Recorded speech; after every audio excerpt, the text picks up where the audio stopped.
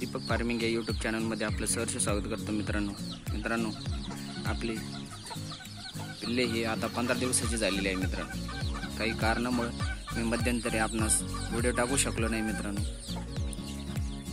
साधारण आता ही 15 दिवसाची पिल्ले झालेली आपण त्यांना दुसऱ्या दिवशी लासोटा ही वॅक्सिन दिली होती। त्यानंतर आपण त्यांना 7 दिवसांनी गंबोरा ही वॅक्सिन दिली मित्रांनो। वॅक्सिन ही डोळ्यामध्ये एक थेंब टाकून द्यायची असते मित्रांनो। आपण त्यांना डोळ्यामध्ये एक थेंब टाकून वॅक्सिन दिलेली आहे।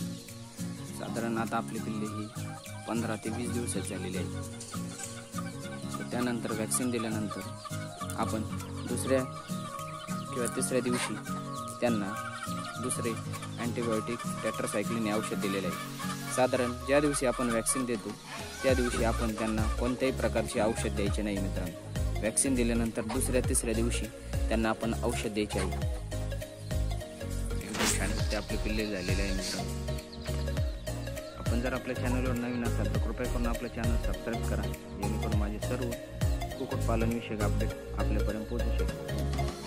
धन्यवाद।